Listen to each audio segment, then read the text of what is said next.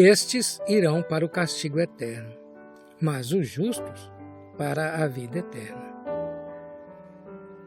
Evangelho de Jesus Cristo, escrito por Mateus, capítulo 25, versículo 46. Graça e paz, meu querido ouvinte. Depois da morte, é mais um pouco da palavra. Atualmente há muitos pensamentos estranhos sobre a vida após a morte. Alguns dizem que depois da morte a pessoa ficará dormindo até a volta de Cristo. E isso serve tanto para cristãos quanto para não cristãos. Porém, somente os cristãos serão despertados desse sono quando Jesus voltar, e aqueles que morreram sem Cristo simplesmente continuam neste sono eterno. Outros dizem que se a pessoa foi uma pessoa boa aqui na terra, ela vai direto para o céu. Nesse caso, os méritos de Cristo não contam muito, visto que o critério usado é o caráter da pessoa, ou seja, as suas boas obras. E quanto aos maus?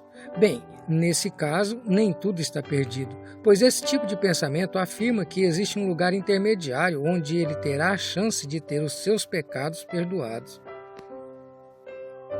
Mas o que a Bíblia diz sobre o assunto eternidade? Precisamos pensar sobre isso, pois à medida que ficamos mais velhos, a vida após a morte fica cada dia mais perto.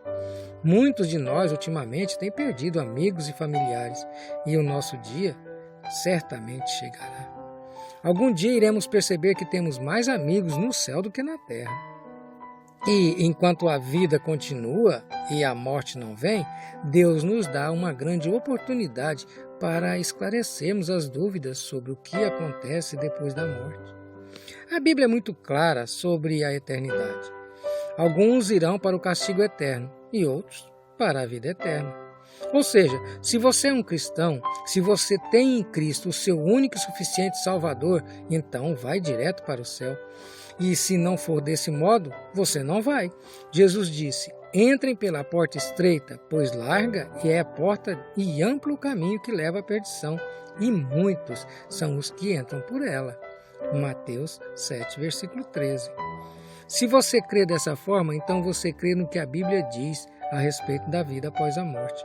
Mas se você não aceita a ideia da existência de um lugar de tormento como castigo por ter rejeitado o Filho de Deus, a minha esperança é que o conhecimento do que vem depois da morte possa te motivar a entregar a sua vida a Cristo, não por medo de um castigo eterno, mas pela alegria de servir ao Senhor aqui nessa terra enquanto viver, e depois da morte, morar para sempre com Ele no lugar maravilhoso chamado céu. Esse é o lugar perfeito para habitarmos depois da morte. Pense nisso. Eu quero orar com você. Pai querido,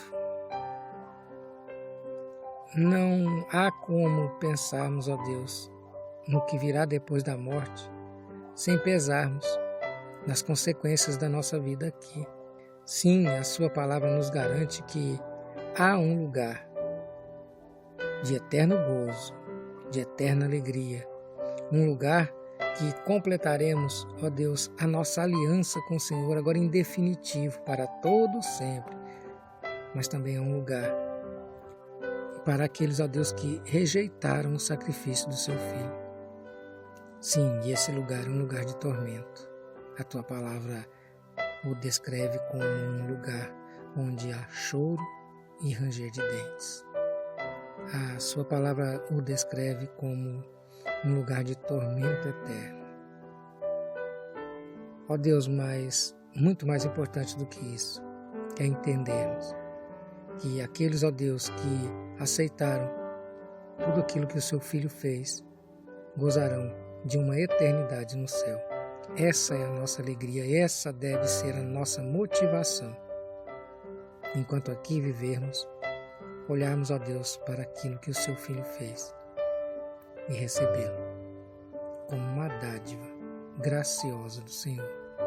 E é no nome dele que eu oro.